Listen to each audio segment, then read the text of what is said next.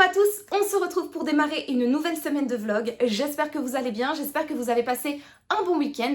Le mien, oui, il fut bon, mais je vous ai expliqué toutes mes pérégrinations littéraires dans le précédent vlog, donc je vous invite fortement à aller le voir si ce n'est pas encore fait. Comme d'habitude, je vous le mettrai dans le petit juste ici si vous souhaitez aller le voir. Sinon, comme je vous l'ai annoncé dans ce précédent vlog, je suis pour l'instant en pleine lecture de Génie du crime, donc qui est un recueil de nouvelles qui a été édité à l'occasion de la 3e édition du festival Étrange Grande qui se déroule donc à Étanges Grande dans une ville entre Metz et le Luxembourg. Je vous en ai déjà énormément parlé sur cette chaîne, que ce soit l'année dernière mais également cette année parce que l'édition numéro 4, l'édition 2025 approche. Elle se déroulera les 20 et 21 septembre prochains, donc on y est bientôt. J'ai trop hâte d'ailleurs d'y être. Et en fait, pour la petite anecdote, ce festival Étrange Grande est né en fait d'un atelier d'écriture, donc plusieurs écrivains se réunissaient. Ils avaient publié, si je ne dis pas de bêtises, un recueil de nouvelles intitulé Étrange Grande, et c'est ainsi que le festival a vu le jour et du coup ils ont on va dire à chaque fois continué la tradition, vu qu'à chaque édition du festival, le festival a une thématique. L'année dernière donc c'était Génie du crime, c'était l'écrivain Arthur Conan Doyle qui était mis à l'honneur. Et donc l'atelier d'écriture s'organise autour de cette thématique pour écrire des nouvelles en lien avec la thématique du salon, et ils invitent également des auteurs invités. Donc l'année dernière c'était R.J. Ellory, Sonia Liu et Sophie Loubière a également participé donc à rédiger une nouvelle inédite pour ce recueil de nouvelles qu'ils éditent spécialement pour l'occasion, donc pour le salon. Et je me l'étais du coup procuré l'année dernière. J'ai lu les 3 premières nouvelles. Franchement, ça va, c'est assez sympa. C'est clair que moi, je ne suis pas une énorme fan du format nouvelle. Vous le savez, j'en ai déjà parlé sur cette chaîne. Moi, j'aime bien d'être plongée dans des romans qui développent un petit peu plus les choses. Surtout quand quand on est dans des nouvelles qui tournent autour du genre policier, autour du mystère. Moi, j'aime bien que l'auteur développe un petit peu plus, parce que je trouve que c'est bien de faire durer le suspense, de nous mettre vraiment dans le flou, de ne pas savoir quoi qu'est-ce, etc. Donc c'est clair qu'ici, comme la thématique c'est Génie du crime, donc on va tourner autour à chaque fois d'un certain mystère. Je préfère un format un peu plus long, mais cela dit, je prends pas mal de plaisir à lire ce recueil, c'est assez sympa. Chaque auteur garde un petit peu sa patte, j'ai l'impression, parce que dans les 3 premières nouvelles que j'ai lues, ce ne sont pas des nouvelles du même genre. On va retrouver en fait des histoires qui prennent plusieurs genres littéraires différents. Donc on va avoir des nouvelles qui vont être plus du genre polar à proprement parler, mais des nouvelles également qui vont prendre l'orientation du genre fantastique, science-fiction, etc. Et donc c'est assez intéressant en fait de voir différents genres autour d'une même thématique au sein de ce recueil de nouvelles, et de voir comment chaque auteur interprète la thématique Génie du crime. Donc voilà, j'ai lu les 3 premières nouvelles, j'ai pas beaucoup avancé depuis la fois où j'ai clôturé le précédent vlog, parce que voilà, j'avais un peu envie de lire autre chose, j'avais envie de changer un petit peu de genre, mais vous allez voir, c'est même pas de genre, vu que le livre que je vais vous présenter juste après, c'est également un recueil de nouvelles, n'est-ce pas? Donc on reste dans le même format, dira-t-on, mais j'avais envie de sortir en fait de cette thématique Génie du crime, pour lire un petit peu autre chose, pour varier un petit peu les formats, et donc voilà, donc je le continuerai sans doute dans la semaine. En tout cas, j'espère le terminer avant le festival qui approche, qui cette fois-ci met donc la thématique à l'honneur, c'est les créatures de la nuit, et l'autrice qui est mise en highlight, c'est Anne Rice, qui est l'autrice de Entretien avec un vampire, si je ne dis pas de bêtises. Et donc voilà, et donc cette année, le recueil de nouvelles sera une anthologie des créatures de la nuit, et ça tournera autour de cette thématique. Voilà donc pour l'une de mes lectures en cours, parce que comme je vous l'ai dit, j'ai commencé un autre livre qui est également un recueil de nouvelles, mais cette fois-ci complètement différent parce que c'est un recueil de nouvelles d'un auteur japonais. Donc, pardon, nous avons été coupés, mon téléphone n'avait plus assez de batterie pour filmer. Donc là, je l'ai relié à ma batterie externe et normalement c'est bon, je vais pouvoir continuer mon petit blabla livresque en ce début de semaine. Donc, je vous disais, je suis en pleine lecture de ce recueil de nouvelles, donc de Ryunosuke Akutagawa, qui s'intitule Rashomon et autres contes. Donc, on a plusieurs nouvelles de cet auteur à l'intérieur de ce livre. J'ai déjà lu, enfin, je suis en train de lire la deuxième nouvelle. Il me reste, je pense, 6 pages pour terminer la deuxième nouvelle. Donc, voilà, je suis à la page très exactement 79 sur 135. Donc, ouais, je suis... ouais, j'ai dépassé la moitié du livre. Alors, c'est assez particulier, hein, l'écriture, enfin, l'univers, on va dire, de cet auteur. J'avais déjà lu de lui La vie d'un idiot que j'avais emporté avec moi quand j'étais partie en vacances au mois d'avril. Et ici, donc, on retrouve... Alors, je trouve de manière assez différente quand même, parce que on sentait que l'auteur était pas trop optimiste, hein. Dans La vie d'un idiot, on voit qu'il y a quand même pas mal de pessimisme dans son écriture. Je retrouve un petit peu la même chose ici, notamment dans la première nouvelle avec Rashomon. Donc dans Rashomon, on a un homme un petit peu famélique qui s'abrite de la pluie sous la porte Racho. Et il va voir une femme, une vieille femme, qui arrache les cheveux d'un cadavre.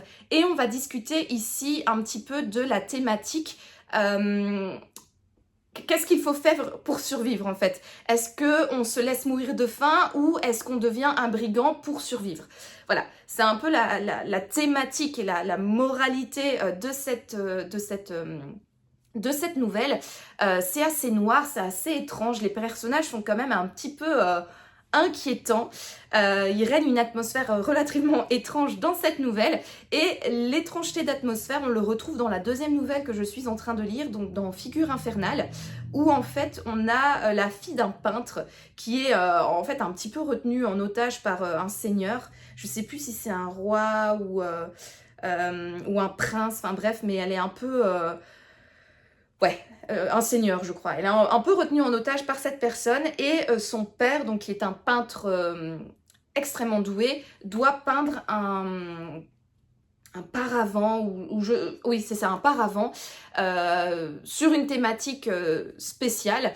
Et en fait cet auteur s'inspire également, enfin s'inspire de la réalité pour peindre ses figures. Donc parfois il met ses assistants dans des situations un petit peu horribles pour pouvoir véritablement retranscrire les traits de peur, de confusion, etc.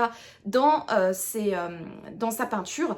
Et on voit petit à petit, on le sent venir, hein, que vraiment l'issue de cette nouvelle ne va pas être très optimiste. Ça m'a l'air de partir sur un truc très noir.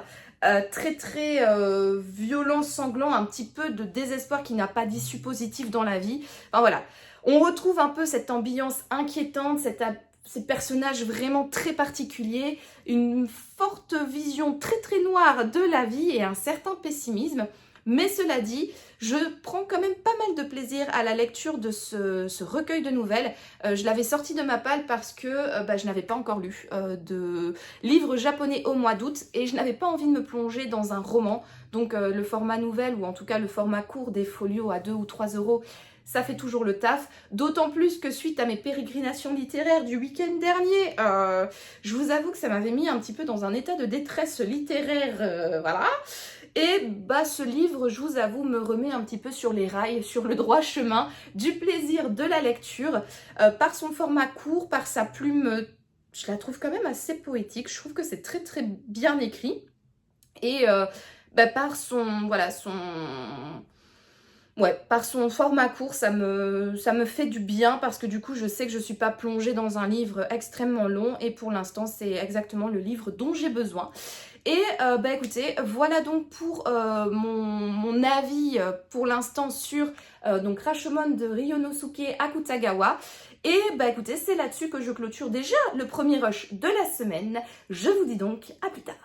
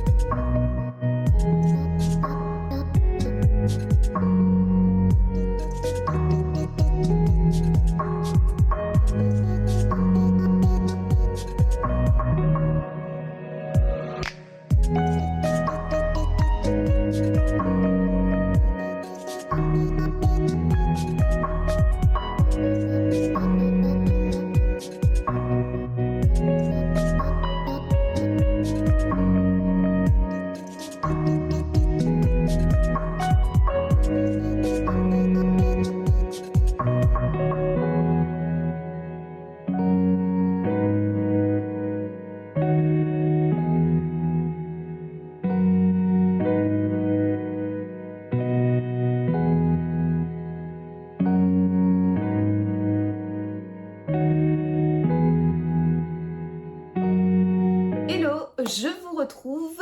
Nous sommes aujourd'hui lundi et je viens alors clôturer, oui et non, cette semaine de vlog. Alors oui, parce que ce sera le dernier rush avis lecture de la semaine, mais en revanche non, parce que j'ai un petit book haul à vous faire, parce que ce week-end je suis allée à Lille avec Sophie, donc les épilogues de So, hein, ma copine de book club que vous connaissez sur cette chaîne très bien. Et le moins que l'on puisse dire, c'est que nous avons, mais principalement moi, comme à chaque fois, bien craqué notre slip parce que nous sommes allés au Furet du Nord. Et alors, si vous ne connaissez pas le Furet du Nord de Lille, c'est le paradis plus des lecteurs. C'est une librairie sur 7 étages avec un sous-sol et un rez-de-chaussée. Donc en fait, on peut dire qu'il y a 8-9 étages. C'est énorme, on trouve de tout. Franchement, vous avez un livre en tête, vous le trouvez. À quelques exceptions près, mais vraiment, il faut vraiment y aller pour pas trouver ce que vous cherchez. Et bah du coup, je ne suis pas revenue les mains vides. J'ai un gros book haul à vous faire parce que j'ai acheté 24 livres. Alors, plus précisément 21 parce que j'en ai reçu 3 gratuitement. Et en fait, j'ai du coup tous ces livres à vous présenter. Voilà, vous en voyez une partie juste ici. Mais là, il fait beau et comme j'ai eu le feu vert de ma kiné pour retourner courir, je n'ai qu'une envie, c'est de chausser mes baskets, qui sont d'ailleurs nouvelles parce que je me suis acheté une nouvelle paire de baskets à Lille avec un amorti plus. Donc voilà, je suis trop contente, j'ai trop hâte d'aller les essayer et j'ai trop hâte d'aller recourir parce que ça fait quand même un bail que je n'ai plus du coup chaussé mes baskets et été courir et j'ai les jambes qui me démangent là et donc sur le temps que je vous présente tous ces livres, je pense que le soleil sera couché et donc je préfère remettre ça à plus tard, donc je clôturerai effectivement le vlog bien plus tard dans la semaine. Je serai un petit peu en décalé, ça changera un petit peu la dynamique des vlogs habituels, mais bon, c'est pas grave, ça change un peu, c'est bien après 70 vlogs de se renouveler un petit peu. Donc je vous ferai un rush spécial book haul de mon passage au Furet du Nord de Lille. Et là, pour ce rush-ci, je vais me focus sur un petit update lecture, parce que la dernière fois que je vous avais pris, j'étais en pleine lecture de Rashomon, de Ryonosuke Akutagawa.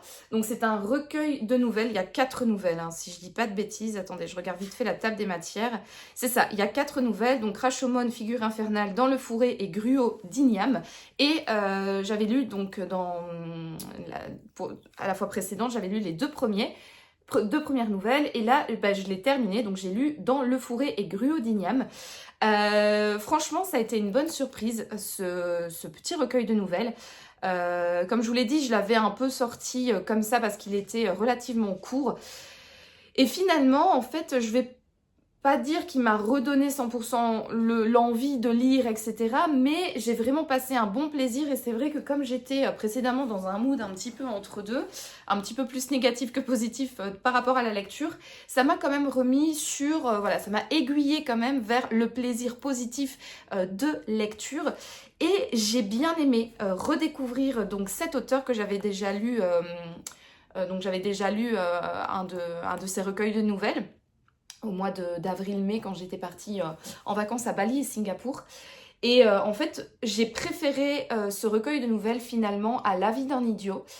Déjà parce que du coup, c'est 4 nouvelles qui sont beaucoup plus courtes. L'autre, ma mémoire, il y en avait 2. Et en fait, j'ai bien aimé parce qu'elles ont des thématiques communes. Elles ont un petit peu les thématiques de... un peu qui tournent autour des destins de vie. Alors c'est très tragique, c'est quand même très très noir comme récit, c'est pas très positif. C'est quand même des destins à chaque fois assez sombres et un petit peu tristes, je trouve. Dans la troisième nouvelle, donc Dans le fourré, j'ai vraiment beaucoup aimé cette nouvelle. Franchement, c'est ma préférée. En fait, ça va être un récit qui va être raconté de plusieurs points de vue. Donc c'est à chaque fois des personnes qui vont témoigner devant un représentant de la justice parce qu'en fait il y a eu un meurtre et on va avoir différents points de vue. Donc on va avoir le point de vue du bûcheron qui a découvert le corps, on va avoir le point de vue de la belle-mère de la victime, on va avoir le point de vue de la femme de la victime, on va avoir le point de vue du meurtrier de la victime, on va avoir le point de vue de la victime à travers les paroles surréalistes d'une sorcière. Donc une sorcière rentre en transe, entre en communion avec le défunt et raconte l'histoire. Et en fait, on remarque à chaque point de vue, on a une autre version de la scène. On a, vous savez, on dit toujours que quand par exemple il y a une dispute entre deux de nos amis, il faut entendre la version de l'ami A et de l'ami B parce qu'en fait ainsi on a les deux sons de cloche et on sait ce qui s'est passé. Enfin, voilà, parce qu'on n'est jamais objectif avec soi, etc. On a toujours tendance peut-être à déformer un petit peu la réalité. Et là, ce qui est hyper intéressant, c'est qu'en fait, en fonction des versions, on va pas du tout avoir la même version de l'histoire. On va avoir même des avis qui se contredisent complètement.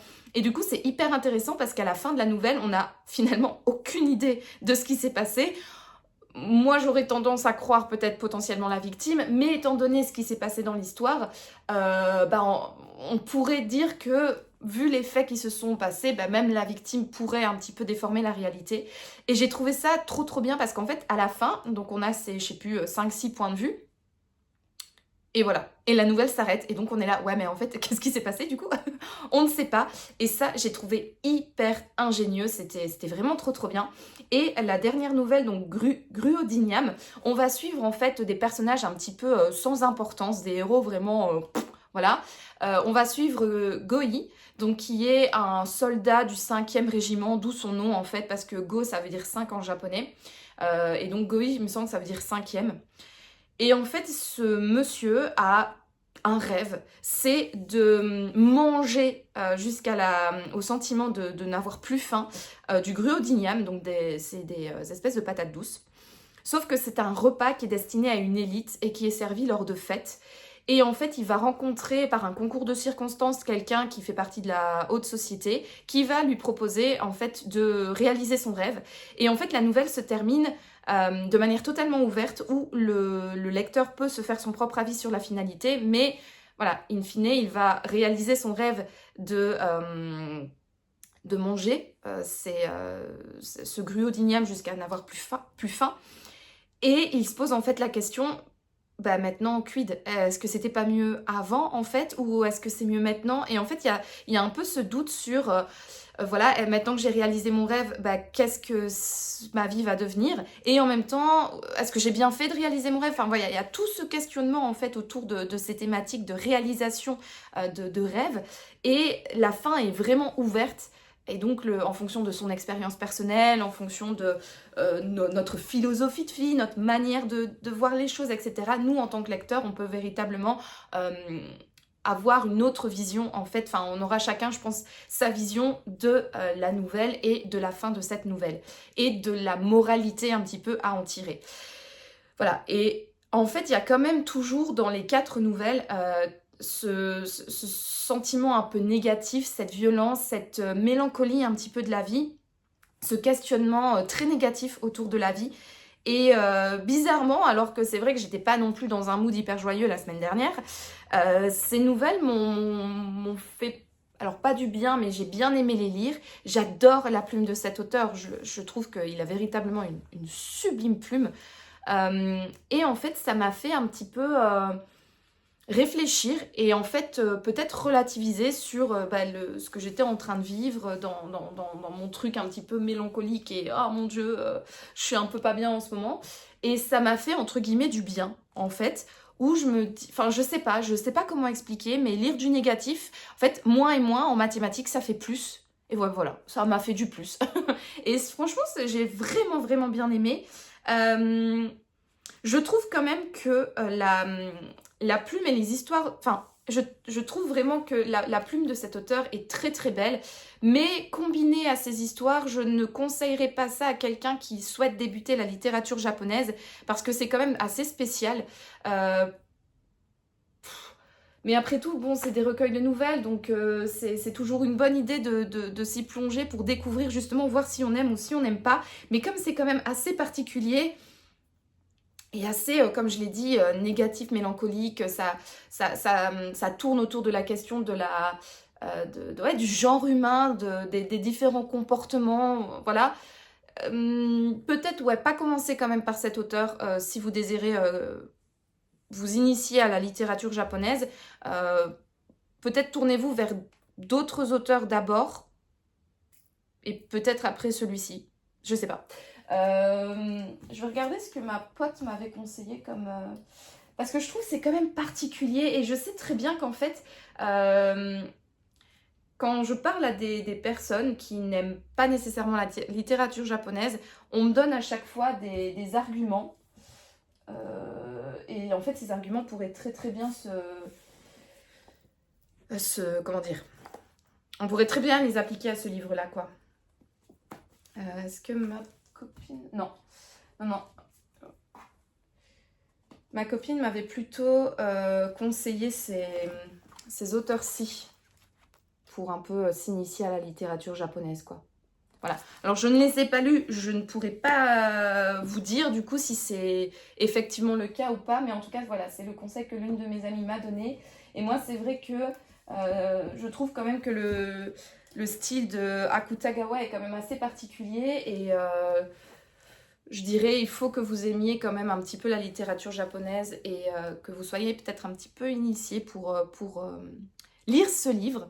Mais en tout cas, franchement, pour moi, ça a été une excellente surprise. J'ai beaucoup aimé. Franchement, je pensais pas kiffer autant. Et je suis intriguée maintenant de lire les autres nouvelles de cet auteur. Voilà, c'était vraiment très cool.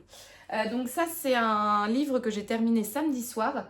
Et donc ce week-end, on n'a pas des masses lues hein, avec Sophie. On a plutôt papoté, on a plutôt rigolé, etc. Mais par contre, dimanche soir, quand je suis rentrée et avant de m'endormir, j'ai commencé un nouveau livre. J'ai commencé le tome 6 de Percy Jackson et les Olympiens, donc le Calice des Dieux. Alors, donc de Rick Riordan. Alors, Percy Jackson, c'est une saga que j'ai lue quand j'étais adolescente. Je sais plus quel âge j'avais... Je pense que je devais être en 4e ou 5e secondaire quand j'ai commencé à lire cette saga. J'ai eu de la chance d'avoir les 5 premiers tomes, les 5 tomes en fait qui sont sortis à mon époque parce que de base c'était une saga composée de 5 tomes. Je les avais reçus d'un coup et donc j'ai pu les enchaîner comme ça pendant les vacances de Pâques il me semble. Et franchement c'était trop bien, j'avais adoré Percy Jackson. Et j'ai eu la bonne surprise en fait de découvrir il y a quelques mois que Rick Riordan avait écrit un tome 6 et un tome 7 à cette saga. Le tome 6 est sorti en français il n'y a pas longtemps, il me semble. Je me demande si c'est pas fin 2023. Attendez, je regarde. 2024, pardon. Oui, on est en 2025. J'ai toujours l'impression qu'on est en 2024, je sais pas pourquoi. Oui, en 2024, du coup, qu'il est sorti pour la traduction française, 2023 pour la traduction, enfin pour le livre en VO, quoi, en anglais. Et alors, il y a le tome 7 qui, lui, n'est pas encore sorti en français, il n'est disponible que en anglais. Donc voilà, c'est vraiment des livres qui sont tout récents. Et bah, je ne pouvais pas. En fait, la petite Noémie, à l'intérieur de moi, un petit peu comme pour les enfants de la lampe magique, avait très envie de continuer cette saga parce que ça a été vraiment une saga que j'ai adoré lire quand j'étais adolescente. J'aimais beaucoup les personnages, j'aimais beaucoup l'univers. Donc pour ceux qui connaissent pas Percy Jackson, en fait Percy Jackson est un humain en apparence, donc qui vit à New York, je pense, avec sa mère, etc. Et puis un beau jour, il se fait attaquer par l'une de ses profs et il se fait sauver par je ne sais plus qui, enfin bref. Et en fait, il apprend qu'il est en réalité un demi-dieu, qu'il est le fils de Poséidon et que donc, comme tous les demi-dieux, très souvent il y a des monstres qui veulent les attaquer pour les tuer. Et donc, on va l'envoyer à la colonie des Sans-Mêlés où se réunissent tous les demi-dieux, donc les enfants de tous les dieux, donc dieux et humains, hein. Tous les enfants des dieux et des humains se retrouvent dans cette colonie pour apprendre à se battre, etc. Et il va y avoir plein de rebondissements dans la vie de Percy Jackson. Donc il va se faire des amis. Groover, qui est son protecteur, qui était son meilleur ami déjà dans la vie civile, mais il va découvrir plus tard qu'en fait Groover n'est pas du tout un humain, mais est un satyre, et que le travail de ce satyre, c'était de le protéger donc des monstres. Puis donc du coup, il va découvrir que son meilleur ami est en réalité un satyre, et il va donc l'accompagner à à la colonie des Sans-Mêlés. Et dans cette colonie, il va rencontrer Annabeth, qui est la fille de la déesse Athéna, donc la déesse de la sagesse. Et ensemble, ils vont réaliser des quêtes, ils vont vivre des aventures. Et donc, chaque tome est dédié à une aventure spécifique. Et il y a quand même une histoire, un fil rouge, en fait, qui lie les 5 tomes. Et dans le 5e, il y a du coup le final, en fait, de cette trame sous-jacente qui dure pendant 5 tomes. Alors bien évidemment, au fur et à mesure des histoires, ils vont rencontrer d'autres personnages, d'autres demi-dieux, etc. Et donc il va y avoir plein de péripéties, plein de rebondissements. Il y avait une fin, en tout cas dans mes souvenirs, je l'ai trouvée totalement satisfaisante dans le tome 5. Et plusieurs années plus tard, Rick Riordan a sorti le tome 6. Et là, on retrouve Percy, il a 18 ans, il est en dernière année de secondaire. Je sais plus trop comment vous dites en France, collège ou lycée, donc vous voyez la dernière année avant d'entrer à l'université. Et en fait, il souhaite rentrer dans l'université des demi-dieux, donc l'université Nouvelle-Rome, mais malheureusement, comme il est le fils de l'un des 3 grands dieux, donc les 3 grands dieux de la mythologie, c'est Zeus, Hadès et Poséidon. Et en fait, dans l'univers de Percy Jackson, ces 3 dieux avaient fait un pacte et avaient promis de ne plus faire d'enfants. Parce qu'en fait, les enfants des 3 plus grands dieux, ces demi-dieux sont complètement instables. Et donc, ils ont eu plein de problèmes comme ça au fil des ans avec les demi-dieux de Zeus, Hadès et Poséidon. Et donc, pour éviter, parce que ils ont... Attendez, je vais vous lire la citation pour que ce soit plus clair. Parce que ce que j'aime bien, en fait, dans ce tome 6, petite parenthèse, c'est un peu décousu mon avis, mais en fait, ce que j'aime bien dans ce tome 6, c'est qu'il y a quand même pas mal de rappels de tout ce qui a déjà été expliqué dans les 5 premiers tomes. Et je pense que, je sais pas, hein, mais en tout cas moi en tant que lectrice, j'ai l'impression que c'est voulu de la part de l'auteur, parce que comme il y a eu un tellement grand laps de temps entre la sortie du tome 5 et la sortie du tome 6, et bien mine de rien, même si on aime l'univers, même si on a un bon souvenir de l'univers, il y a encore quelques petits détails qui sont totalement oubliés. Et donc du coup, là il fait vraiment un rappel en fait, mais très subtil, très intelligemment mis dans l'intrigue pour ne pas vraiment faire un bis repetita pour celui qui enchaînerait du coup les 6 tomes, mais suffisamment clair et bien fait pour que des personnes qui, comme moi, ont lu dans leur jeunesse les 5 premiers tomes puissent se rafraîchir la mémoire, voilà, sans que ce soit trop chiant pour les autres. Alors, voilà. Il y a de cela environ 70 ans, les 3 grands dieux, Zeus, Poséidon et Hadès, avaient conclu un pacte pour cesser d'engendrer des demi-dieux. Nous étions trop puissants et trop imprévisibles. Nous avions tendance à déclencher des guerres de grande ampleur, provoquer des catastrophes naturelles, créer de mauvaises sitcoms. Ouais, il y a un peu d'humour hein, dans la plume de Rick Riordan. Et voilà, vous en avez un bel exemple. Voilà, et j'en passe. Étant des dieux, les trois grands trouvaient quand même des moyens d'enfreindre le pacte sans s'attirer des ennuis. Et nous, enfants de demi-dieux, nous souffrions à leur place. Voilà. Parce qu'en fait, pourquoi est-ce que Percy ajoute à la fin, et nous, enfants de ces trois grands dieux, nous souffrions à leur place? Tout simplement parce que Percy veut donc entrer dans cette université de la Nouvelle Rome, mais en fait, étant donné qu'il est le fils de Poséidon, l'université ne veut pas l'accepter. Zeus avait mis un petit peu son veto en disant non, il n'entrera pas dans cette université parce que il est le fils d'un des trois grands. Sauf que Poséidon a intercédé en faveur de son fils en disant non mais allez, je veux qu'il entre quand même à l'université. Zeus a dit ok très bien, du coup il doit faire un nombre énorme de quêtes. Donc les quêtes c'est quand les demi-dieux aident les dieux à faire quelque chose, ça s'appelle des quêtes. Voilà, en gros, dans le jargon de Percy Jackson, il va en faire pas mal hein, dans les 5 premiers tomes. Et là, en fait, Percy Jackson doit un petit peu payer une dette pour rentrer à l'université. Et Zeus, de base, voulait qu'il fasse 25 quêtes. Et Poséidon a réussi à convaincre son frère de faire descendre le nombre de quêtes à 3. Donc voilà, il doit résoudre 3 quêtes, donc aider 3 dieux différents dans peu importe la situation. Et suite à ça, les dieux vont lui écrire une lettre de recommandation. Donc chacun 3 lettres de recommandation qu'il va ajouter à son dossier pour l'université. Et c'est seulement s'il réunit ces 3 lettres de motivation qu'il va pouvoir rentrer à l'université Nouvelle-Rome. Voilà. Et donc, dans ce livre, on va sans doute suivre Percy qui va réaliser ces 3 quêtes pour pouvoir rentrer à l'université, ou peut-être l'une, ou peut-être 2, je ne sais pas. Mais en tout cas, voilà le postulat de base et on verra bien où le livre va me porter. Alors, au niveau de mon avis, pour l'instant, j'ai pas lu grand-chose. J'ai lu 39 pages sur 285, donc j'ai pas beaucoup avancé. Hein. Je l'ai commencé hier soir et je l'ai un petit peu continué ce matin dans le bus. Mais c'est un livre pour adolescents, clairement.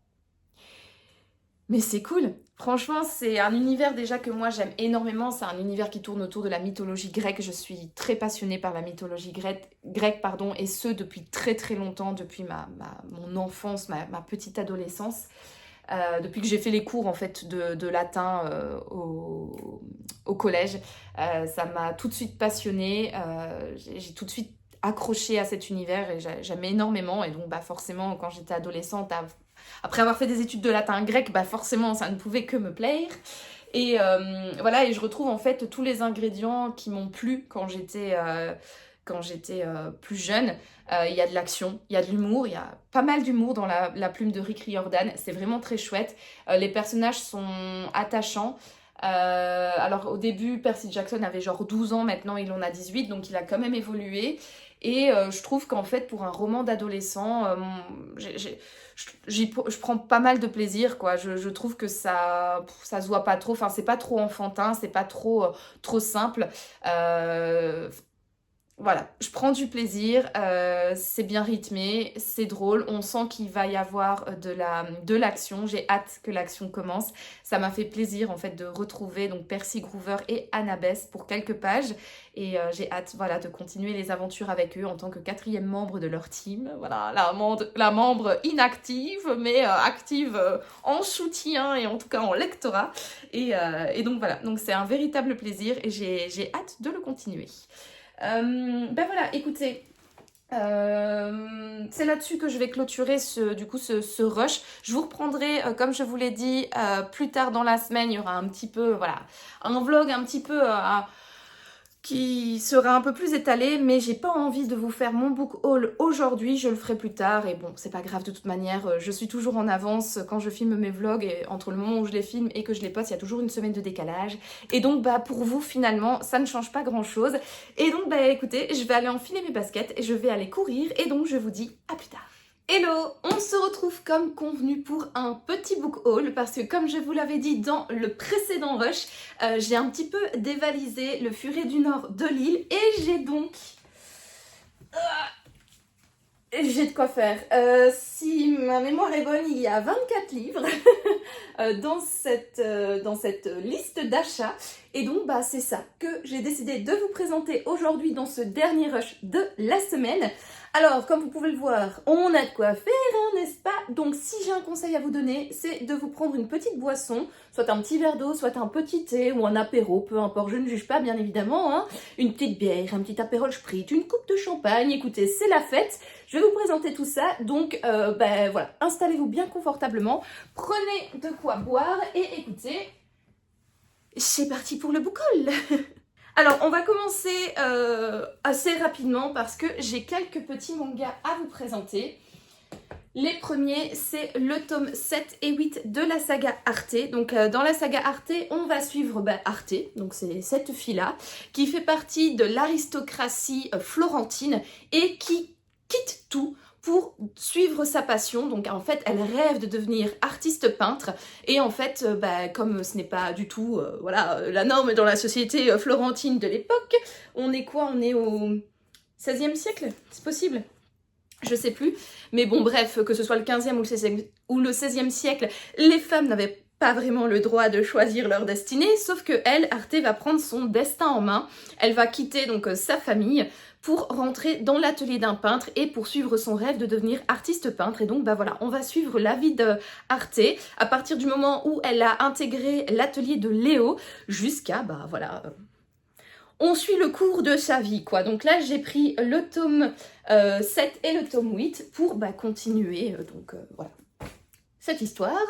Ensuite, je vous en avais parlé il n'y a pas longtemps de la saga One Piece. Donc ça, je pense que je n'ai pas besoin hein, de vous expliquer. Je pense que One Piece, c'est l'un des mangas les plus connus. De toute manière, je vous en avais parlé dans l'un de mes précédents vlogs. Donc si vous ne l'avez pas encore vu, je vous mettrai comme d'habitude dans le petit i. Et je vous explique un petit peu le résumé de cette histoire. Et donc j'avais les 3 premiers tomes dans ma palle. Donc là, j'ai pris la suite. Donc le tome 4, 5 et 6. J'ai hâte de continuer One Piece. C'est vraiment un... c'est une petite Madeleine de Proust en fait cette saga, ça me rappelle mes après-midi quand je rentrais de l'école et que je regardais les épisodes de ce manga à la télé. C'est très drôle, c'est divertissant, c'est fun. Alors là j'en suis vraiment qu'au tout début, hein, voilà, j'ai acheté... comme je vous l'ai dit, jusqu'au tome 6, et il y en a plus de 100. Donc j'ai de quoi faire, mais en tout cas, voilà, j'ai déjà un petit stock d'avance dans ma palle.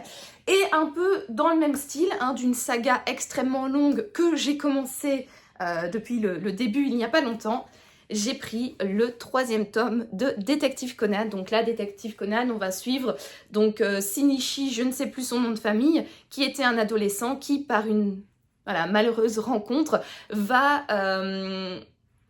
être transformé en fait en petit enfant, donc en petit enfant de 6-7 ans, mais à l'intérieur de lui-même, inside, dans sa petite tête, dans son corps, etc. C'est toujours l'adolescent de 17 ans qui est extrêmement doué pour résoudre des mystères, et donc Détective Conan, comme son nom l'indique, va détecter, va enquêter, va résoudre des mystères, etc.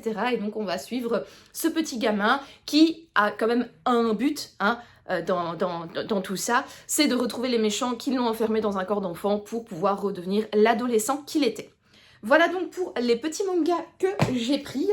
Ensuite, j'ai pris 4 autres livres de la collection Folio, vous savez, à 2-3 €. Voilà, j'aime bien prendre ces livres pour découvrir la plume d'un auteur, des auteurs que je ne connais pas ou des auteurs qui me font peur, comme par exemple Rudyard Kipling. Voilà, c'est un auteur que je n'ai jamais lu, j'avoue que c'est un auteur qui m'intimide un petit peu, et donc pour passer outre mon intimidation, pour me familiariser à sa plume, pour voir si ça me plaît ou pas. Très souvent, voilà, j'achète ce genre de petits livres avec soit des nouvelles, soit des romans hyper courts. Là, en l'occurrence, La Marque de la Bête, c'est 3 nouvelles qui mêlent amour, mort, guerre et exotisme par un conteur de talent. Donc voilà, pour me faire une idée, de sa plume. Et en plus, le résumé me donnait envie parce qu'il évoque Hanuman, le dieu singe. Et Hanuman, c'est un film que j'ai vu quand j'étais à l'école primaire avec mes parents. Mon école organisait comme ça de temps en temps des soirées cinéma dans le cinéma de mon collège que j'ai fréquenté jusqu'après, donc de mon école secondaire. Et on avait vu le film Hanuman. Et alors j'en garde un souvenir très très flou. Mais je me souviens que j'avais beaucoup aimé ce film. Faudrait que je le regarde, faudrait que je demande à mon mari d'essayer de me le trouver sur une plateforme ou autre pour le re-regarder. Mais je me souviens en tout cas que j'avais adoré ce film, que je l'avais trouvé très très chouette. Et donc c'est pourquoi ce livre m'avait intriguée. Donc je vais vous lire le résumé quand même donc de La Marque de la Bête et autres nouvelles de Rudyard Kipling.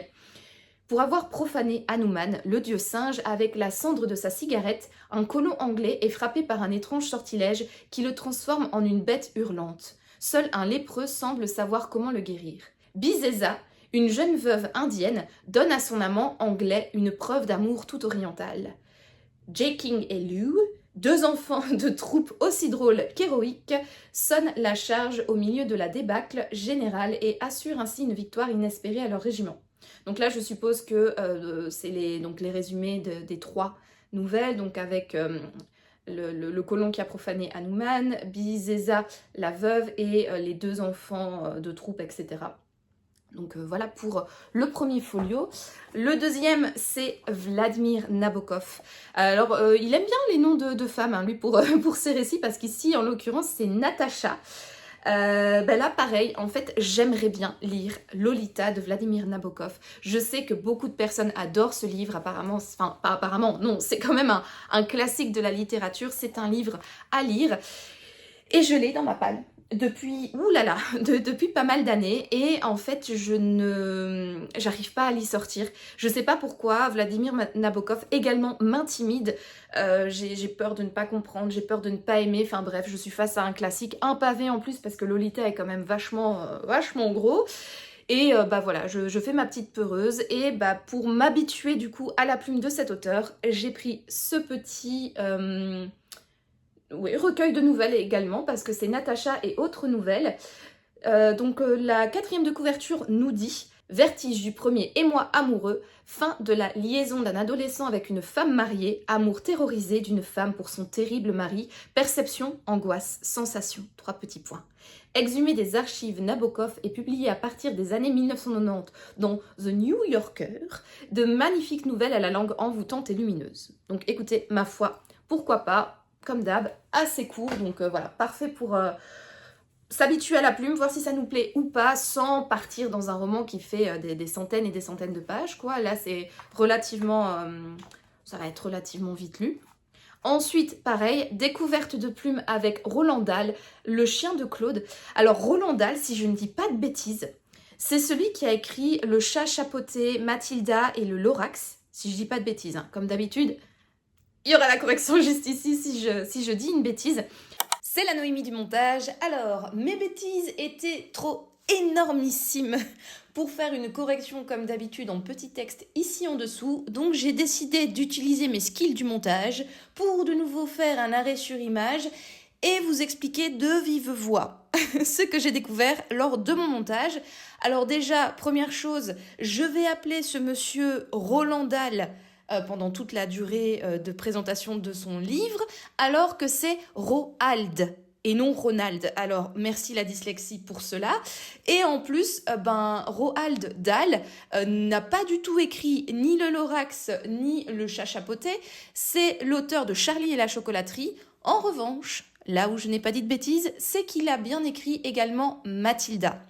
Sinon, les livres dont je vais vous parler juste après, donc Le Chat chapeauté et Le Lorax, ce sont en réalité 2 livres qui ont été écrits par un tout autre auteur qui s'appelle Dr Seuss. Alors j'espère que pour le coup je prononce bien son nom. Et en fait le Dr Seuss, vous devez le connaître parce que c'est lui qui a également écrit le livre Comment le Grinch a volé Noël, qui a donc inspiré le fameux film avec Jim Carrey, que vous devez connaître sans doute. Voilà donc pour cette petite précision et je vous laisse avec la Noémie du Book Haul. Mais en fait, alors je n'ai jamais vu Mathilda, je n'ai jamais vu Le Chat chapeauté. En revanche, j'ai vu le dessin animé Le Lorax, que j'avais beaucoup aimé. C'est l'un de mes dessins animés autres que ceux de Disney, quoi, que je surkiffe. Avant d'habiter avec mon mari, je le regardais presque tous les ans. Vraiment, je trouve que si vous n'avez pas vu le dessin animé Le Lorax, je vous invite vraiment à le regarder. C'est beau.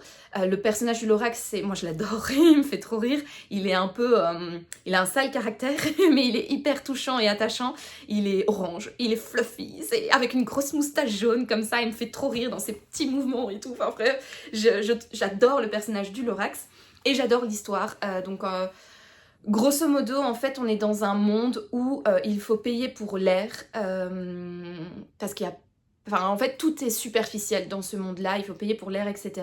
Et un jour, un gamin va, je ne sais plus par quel concours de circonstances, sortir de ce village pour rencontrer un monsieur qui va lui raconter son histoire à l'époque où il y avait encore de la nature et des arbres sur cette terre et où l'air était gratuit. Et donc c'est comme ça qu'on va faire la connaissance, enfin on va faire un retour, un flashback dans la vie de la personne qui a été voir le petit garçon, qui va nous parler du coup de comment en fait on en est arrivé à ce monde sans nature, etc. Et sa rencontre avec le Lorax. Et donc c'est assez... entre guillemets moralisateur, ou en tout cas ça fait prendre conscience de l'importance de la nature, de l'importance de la protéger et de la préserver, et il y a tout un discours comme ça autour de la nature. Enfin bref, c'est vraiment trop bien, et de l'exploitation également de la nature pour le profit humain. Voilà, donc c'est un peu moralisateur, mais c'est très enfantin, c'est hyper agréable, c'est très coloré, il y a des chouettes chansons. Je suis pas si méchant. Bref, je vais vous épargner parce que je sais que je chante très mal, mais c'est vraiment un dessin animé que j'adore. Bref, parenthèse fermée, parce que si ça tombe, je me gourre complètement et Roald Dahl, ce n'est pas du tout l'auteur du Lorax. J'avoue que j'aurais peut-être dû aller vérifier avant de me lancer dans cette longue litanie, mais bref, peu importe, en tout cas le Lorax est un chouette dessin animé que je vous conseille fortement de regarder. Alors, revenons à Le Chien de Claude de Roald Dahl. Pareil, donc voilà, un auteur que j'aimerais bien découvrir si je ne me trompe pas sur son identité. Et donc, petit recueil de nouvelles. En plus, je trouvais la couverture assez mignonne avec cette souris très flashy, en ligne claire comme ça. Je trouve ça assez pop art finalement aussi, au niveau des couleurs. Donc là, apparemment, c'est un mini-roman. Non, c'est une nouvelle, pardon. Ouais. Une nouvelle extraite d'un recueil de nouvelles, le recueil Bizarre Bizarre. Connaissez-vous les différentes manières de capturer les rats ? De faire fortune avec un tonneau de mazout vide et quelques morceaux de viande? Avez-vous une idée des secrets que peut dissimuler une meule de foin? Et que savez-vous sur les courses de lévrier? Voilà. Entrez dans l'univers de Roald Dahl où chaque éclat de rire est suivi d'un grincement de dents. Donc, m'est avis que si c'est l'auteur auquel je pense, ça va être pareil, très léger, très doux, très mignon, on rigole bien évidemment, mais avec quand même un message sous-jacent assez moralisateur. Et voilà, donc hâte de le découvrir également avec ce petit recueil. Et le dernier que j'ai pris, c'est Jane Austen, Amour et Amitié. Alors là, pour le coup, Jane Austen, je connais cette autrice, j'ai déjà lu plusieurs de ses bouquins, mais celui-là, je ne le connaissais pas, et du coup, je l'ai pris avec moi parce que, voilà, pourquoi pas. C'est un bref roman épistolaire que Jane Austen aurait apparemment composé à l'âge de 15 ans, où on goûte déjà la plume de la maturité, aussi délicate qu'ironique. Ouais, donc je suis curieuse, c'est voilà, pour approfondir en fait ma connaissance de Jane Austen, d'autant plus, moi je suis très fan des romans épistolaires, donc c'est parfait. Et la 4e de couverture nous dit: de tous les talents ordinaires en possession de mon sexe, j'étais la maîtresse. Au couvent, mes progrès avaient toujours été plus grands que ne le permettait l'instruction reçue. Les connaissances dont je disposais étonnaient chez quelqu'un de mon âge, et je surpassais bientôt mes maîtres. Toutes les vertus susceptibles d'orner un esprit se retrouvaient dans le mien. Il était le lieu de rencontre de toutes les qualités et de tous les sentiments élevés. Bah, décidément, déconnecte, hein. Mon seul défaut, quand même, mon seul défaut, s'il mérite ce nom, était de posséder une sensibilité trop vive, prompte à s'émouvoir de toutes les afflictions de mes amis, des personnes de ma connaissance et plus encore des miennes. Donc on est sur quelqu'un d'hypersensible avec un ego quand même démesuré. J'adore ça parce que tout comme moi aussi je dépasse mes maîtres, moi aussi tous les esprits se retrouvent dans les miens et mon seul défaut, s'il mérite ce nom, oh non, je ne suis pas hypersensible, mais bon bref, vous l'aurez compris, je suis une personne géniale. That's why j'ai pris ce bouquin. Voilà, c'est... Je sais pas, je trouve que cette 4e de couverture résume un petit peu le type de plume et le ton, voilà, sur lequel va se dérouler l'histoire, ses lettres, etc. Et les personnages qui sont un petit peu insupportables comme ça, qui ont un ego assez démesuré, qui ont une forte, comment on dit, une forte opinion d'eux-mêmes. J'aime bien. Voilà, ça m'avait plu quand je l'avais lu, donc je l'ai emporté avec moi.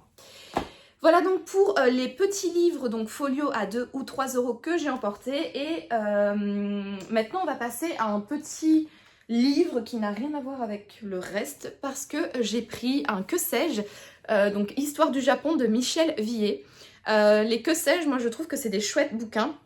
Alors c'est très grand public. C'est des romans véritablement de vulgarisation scientifique, mais c'est pas plus mal quand on a envie comme ça de découvrir une thématique qui nous intéresse, mais on n'a pas envie de se plonger dans un ouvrage extrêmement sérieux, extrêmement dense, extrêmement long, extrêmement compliqué, extrêmement détaillé. Là, voilà, c'est des petits résumés.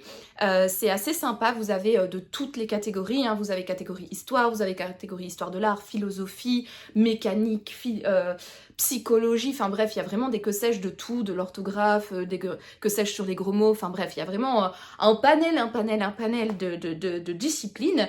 Et c'est bien pour en fait s'initier ou avoir un premier aperçu des choses. Avant de déménager au Luxembourg, j'avais pris le que sais-je sur l'histoire du Luxembourg, il est là. Voilà, donc juste avant de déménager, je m'étais un petit peu plongée dans l'histoire du Luxembourg pour savoir où je mettais les pieds. J'avais pris du coup ce petit livre et je me suis dit, ma foi, moi qui suis à fond pour l'instant dans le Japon, dans l'histoire du Japon, j'apprends le japonais, je vais d'ailleurs reprendre les cours le 18 septembre, donc dans pas trop longtemps. J'avais envie en fait d'en apprendre plus sur l'histoire de ce pays qui me fascine tant, d'autant plus que c'est un pays quand même assez intriguant. Et donc voilà, je me suis pris un petit que sais-je sur ce sujet. Et ensuite viennent les romans. Alors j'ai pas mal craqué, je me suis fait plaisir, j'avoue que ça fait du bien en fait pour une fois d'aller dans une librairie qui a tout et n'importe quoi. Vous imaginez un livre, vous allez dans la section, vous le trouvez. Ça fait vraiment du bien et ça se ressent un petit peu sur mon bilan d'achat parce que voilà, j'ai pris un peu de tout et n'importe quoi.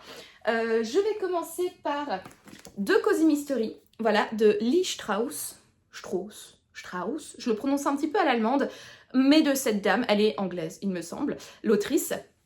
C'est une saga que j'avais découverte sur le compte de Du Café et des Livres il y a de cela des années. J'avais acheté le tome 1, il est juste ici, non il est derrière, flemme. J'avais acheté le tome 1, c'était le squelette dans le placard ou le cadavre dans... Bref, je vous mettrai le titre exact ici. Alors, j'ai découvert qu'en réalité, c'était le premier tome qui était sorti chez City, mais en réalité, c'est le deuxième de la saga qui met en scène Ginger Gold. Voilà, Lady Ginger Gold. Et j'avais en fait beaucoup aimé ce premier tome. J'avais beaucoup aimé le caractère donc, de Lady Gold. Elle est accompagnée d'un chien, il me semble. J'avais bien aimé l'atmosphère, j'avais bien aimé l'enquête. J'avais été totalement satisfaite par l'écriture, le déroulé et la fin. Donc le dénouement final. Et en fait, j'ai remarqué que bizarrement, par rapport aux autres sagas de Cozy Mystery, c'était pas famous parce que à l'époque où j'avais acheté donc le premier tome en grand format, les autres n'étaient pas nécessairement sortis. Il n'était pas vraiment noté que voilà, cette saga allait être continuée par City. Et à l'heure où je vous parle, il me semble, il y a 5 tomes qui ont été traduits, si je ne dis pas de bêtises. Je vous corrigerai bien évidemment, hein, comme d'habitude, juste ici. Et pourtant, la saga anglaise est composée de plus de 10 tomes. Et franchement, je comprends pas en fait pourquoi cette saga, on n'en parle pas beaucoup sur les réseaux, pourquoi elle a pas beaucoup de succès, parce que franchement, je la trouve beaucoup plus qualitative, par exemple, que la saga... attendez, là, je vais devoir quand même tout bouger pour vous en parler. d'Anna Denison. Attendez. Est-ce que vous me voyez faire des bêtises? Ouais, un petit peu, donc... Ah, écoutez. Faut que je fasse gaffe à ma plante quand même, on va pas l'abîmer. Alors... Hop, je fais tout à la foutie Gemarmaren, mais whatever. Voilà, City a publié également donc Petit meurtre en héritage de Anna Denison, Les mystères de Honeychurch. Je sais plus c'est quoi la saga. Bah c'est Les mystères de Honeychurch. Bref, j'avais acheté par hasard, je ne sais plus quel tome de cette saga. Puis ensuite, j'avais remarqué sur Livre Addict que ce n'était pas le premier tome, donc je m'étais dit, oh bah tiens, je vais la commencer. Du coup, j'avais acheté le premier et le deuxième, si je ne dis pas de bêtises. Et franchement, c'était pas si terrible que ça. Oh là là. Franchement, alors, c'était pas nul, mais je me souviens que j'avais quand même galéré à avancer. Je me souviens que, ouais, enfin, c'était pas nul, mais ça s'en rapproche, quoi. Voilà, c'était pas... je sais plus combien je lui ai donné sur Livre Addict, mais je me souviens que c'était... Enfin, il m'a pas laissé comment dire, un sentiment, voilà, de plus.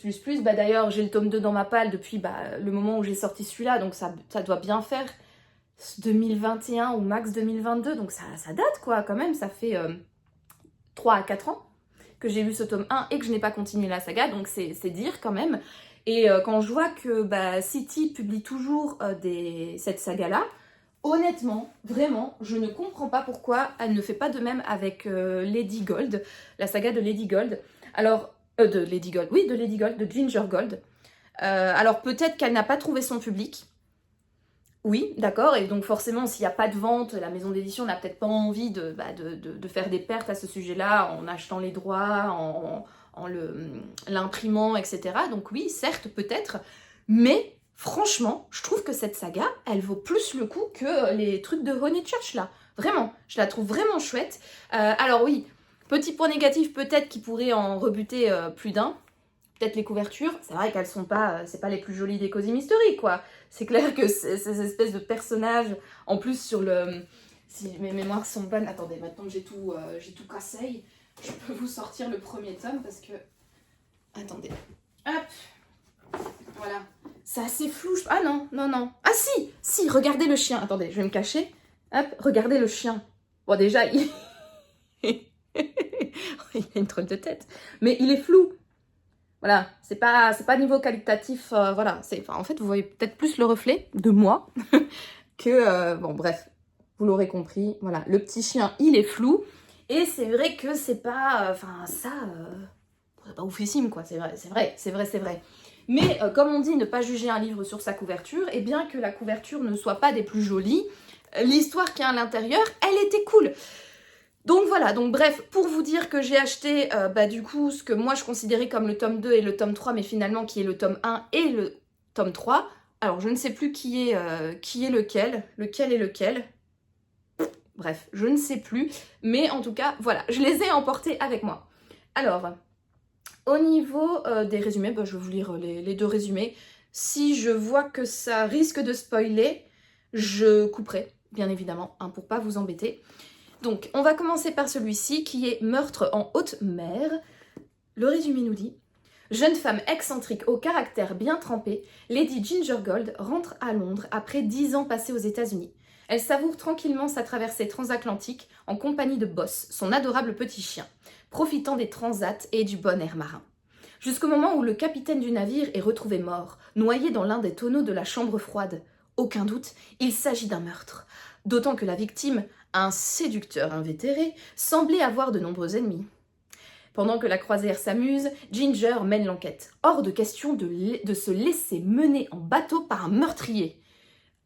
Aux côtés du séduisant inspecteur Basil Reed, elle doit démêler cette affaire et pour une lady aussi déterminée, ça ne va pas être la mer à boire. Alors j'adore déjà les petits les petits traits d'humour qu'il y a dans cette 4e de couverture, pendant que la croisière s'amuse, elle va pas se laisser mener en bateau, c'est pas la mer à boire, voilà, je trouve ça déjà assez sympa, ça résume bien potentiellement le ton que pourrait prendre cette histoire. J'ai quand même lu le tome 1 il y a pas mal de temps, donc je m'en souviens plus non plus très très bien, mais j'avais ce souvenir qu'il y avait effectivement ce petit soupçon d'humour disséminé par-ci par-là qui était assez sympathique, et je pense que voilà, la 4e de couverture rend bien hommage potentiellement à la plume de l'autrice. Donc d'après ce que je comprends, j'irais du coup que c'est celui-ci, hein, le tome 1, parce que dans le 2e, elle était déjà à Londres. Voilà, parce que ça se passe à Londres, celui que je vous ai montré. Celui-là, qui est, du coup, un squelette dans le placard. Ma mémoire était quand même pas mal bonne. Hein. Donc voilà pour le tome 1, 2, 3, je ne sais pas, pour ce tome, donc Meurtre en haute mer, hein, je pense que c'est ça. Il est marqué là, la première enquête de Lady Ginger Gold.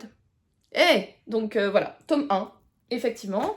Du coup, tome 2, c'est celui-là que j'ai déjà lu il y a quelques temps. Et le tome 3, donc le manoir des mauvais esprits, qui, du coup, raconte l'histoire de Lady Ginger Gold, hein, bien évidemment, toujours. Et maintenant à Londres, parce que, alors qu'elle séjourne à Londres, Lady Ginger Gold est priée de venir toutes affaires cessantes à Bray Manor, la demeure familiale campagnarde. Objets déplacés ou disparus, tableaux décrochés, bruit étrange, il semblerait qu'un fantôme veuille faire tourner sa grand-mère en bourrique. Évidemment, Ginger, jeune veuve excentrique qui a mis les pieds sur terre, ne croit pas du tout aux revenants. Sans doute n'est-ce rien d'autre qu'une mauvaise blague d'un domestique ou d'un invité. Mais lorsqu'un meurtre est commis au cours d'un bal, plus personne ne rit. Est-ce un règlement de compte déguisé en histoire à dormir debout? Et quel secret dissimulent les invités, a priori sans histoire?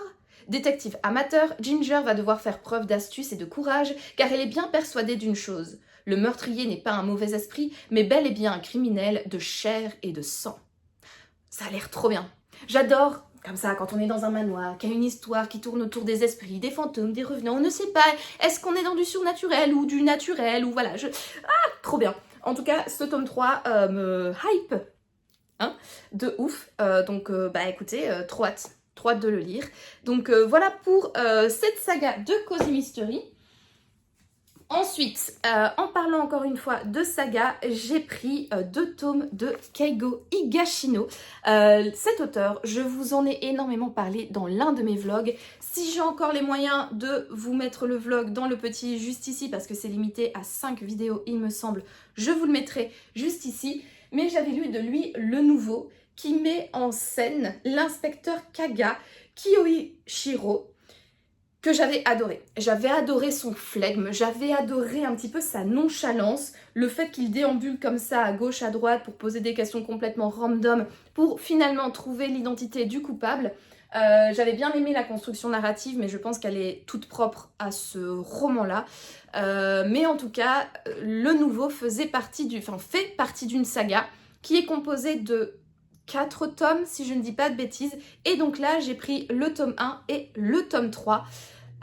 Donc le tome 1, c'est Les Doigts Rouges. Et au niveau du résumé, Maera Akio est un homme ordinaire qui mène une existence ordinaire. Un jour, il reçoit un appel de son épouse qui lui demande de rentrer immédiatement. La chose est assez inhabituelle pour qu'il s'exécute.